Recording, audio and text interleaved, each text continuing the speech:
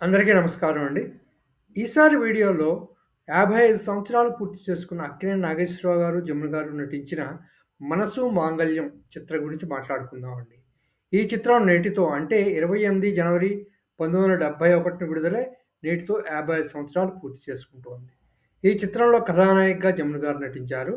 నిర్మాణ సంస్థ ఉత్తమ చిత్ర, నిర్మాత కోగంటి కుటుంబరావు గారు, దర్శకుడు కె. ప్రత్యేగాత్మ, సంగీతం పెండ్యాల నాగేశ్వరరావు గారు, ఛాయాగ్రహణం కెఎస్ రామకృష్ణారావు గారు చేశారండి ఈ చిత్రానికి. ఇకపోతే ఈ చిత్రంలోని పాత్రలు, పాత్రధారుల గురించి మాట్లాడుకుందాం. అక్కినేని నాగేశ్వరరావు గారు ధరించిన పాత్ర పేరు రవి. తర్వాత జమున గారు నటించిన పాత్ర పేరు మంజుల. తర్వాత రవి అక్క సీత ముంతాజ్ పాత్ర అంజలీదేవి గారు నటించారు. అలాగే రవి తమ్ముడు మధు పాత్రలో చంద్రమోహన్ గారు.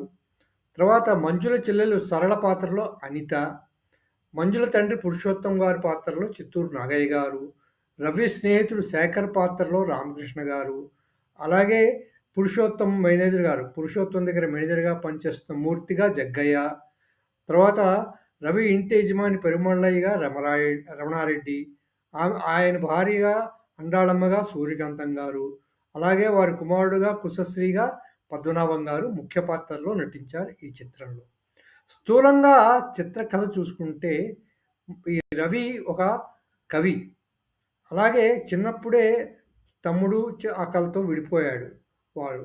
అంచేత వారెక్కడున్నారో తనకు తెలీదు. తనెక్కడున్నారో వారికి తెలీదనమాట. ఇకపోతే ఈ రవి కవితలు రాస్తూ ఉంటాడు. అతను రాసిన కవితలు అవి కూడా ఒకరోజు దాంతో పాటు పాటలు చేస్తూ ఉంటాడు. ఇలా ఉండగా అనుకోకుండా ఒకరోజు అతని జీవితంలోకి మంజుల అనే ఆమె ప్రవేశిస్తుంది. అదంటే జమున గారి పాత్ర అనమాట.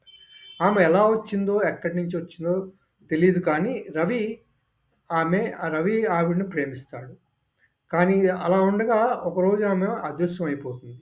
ఈలోగా ఆమె అక్కడ ఉండగానే రవి కవితలన్నింటినీ ఒక పుస్తకం కింద ప్రచురిస్తుందనమాట. మంజుల ఎలా గాయమైపోయిందో తెలీదు. ఆమె మాయమైపోగానే మళ్ళీ రవి తాగుడుకి అలవాటు పడతాడు. ఆ తాగుడులో దీంట్లోనే ఒకరోజు వేశ్యాగృహానికెళ్తే అక్కడ ఉన్న ముంతాజ్ తన తమ్ముడిని పోలుస్తుంది కానీ తను బయటపడదు. అది ఒక కథ అనమాట. ఈలోగా రవికి ఒక చోట మళ్ళీ మంజుల తారసపడుతుంది. తాను ఎందుకు వెళ్ళిపోయిందో చెప్తుంది. తన తండ్రి చనిపోవడం వలన తను వెనక్కి వెళ్ళిపోవాల్సి వచ్చింది. తను ఒక జమీందారీ కూతురునని, తనకు పెళ్ళయిందని కూడా చెప్తుంది. ఆ పెళ్లి కూడా ఎలా అయిందంటే ఆ ఎస్టేట్ మేనేజర్ మూర్తి కొంచెము తండ్రి దగ్గర బాగా ఇది చేసుకొని పెళ్లి చేసుకున్నాడనమాట. ఈలోగా ఈ ఎస్టేట్ మేనేజర్ మూర్తి కూడా ఇంకొక అమ్మాయిని మోసం చేశాడని తెలుస్తుంది. ఆ అమ్మాయిని తీసుకొచ్చి మూర్తి దగ్గర మళ్ళీ పెడితే ఆ అమ్మాయి జీవితం బాగుపడుతుంది. తర్వాత ఏమో మంజులు కూడా ఫ్రీ అవుతుందన్నది వారి ఆలోచన. ఈలోగా మధు కూడాను మంజుల గారి చెల్లెలు సరళని ప్రేమిస్తాడు. అది కూడా ఒక కథ అనమాట. ఈలోగా అవుతూ ఉంటే మూర్తిని పట్టుకొని అతనికి ఇంకొక అమ్మాయికి ఉన్న సంబంధాన్ని బయటపెడతారు. అప్పుడు మూర్తి ఒప్పుకొని ఆ అమ్మాయిని పెళ్లి చేసుకొని మంజులకేమో విడాకులు ఇస్తాడనమాట. అది ముఖ్యంగా మనసు మాంగళ్యం అనే కథ అనమాట. అలా చిత్రం పూర్తవుతుంది. ముఖ్య పాత్రలో నటించిన వాళ్ళందరూ కూడా దిగ్గజ నటులే. అంచేత చిత్రం చాలా బాగా వచ్చింది. చూడవలసిన చిత్రంగానే నిలిచింది. ఇకపోతే పాటలు చూసుకుంటే ఈ సినిమాలో పాటలన్నీ చాలా బాగుంటాయండి. పెండ్యాల నాగేశ్వరరావు గారి సంగీతం చెప్పుకోవాల్సిన విశేషమే. ఆవేశం రావాలి, ఆవేదన కావాలి, గుండెలోని గాయాలు మండించే గాయాలు అదొక పాట. ఎందుకు వచ్చావో, ఎందుకు వెళ్ళావో నాకేమో తెలీదు, నీకేమైనా తెలుసునా. తర్వాత ఏ శుభ సమయంలో, ఈ కవి హృదయంలో నీ కాలి అందులు మ్రోగినవో, ఎన్నెన్ని ఆశలు పొంగినవో. తర్వాత నిన్ను నేను చూస్తున్నా, నీలో నన్ను నేను చూస్తున్నా. తర్వాత ఈ ముసుగు తీయకు. తర్వాత ఎలా ఉన్నది. ఈ పాటలన్నీ చాలా బాగుంటాయి. పెండ్యాల నాగేశ్వరరావు గారు చాలా మంచి సంగీతం ఇచ్చారు ఈ సినిమాకి.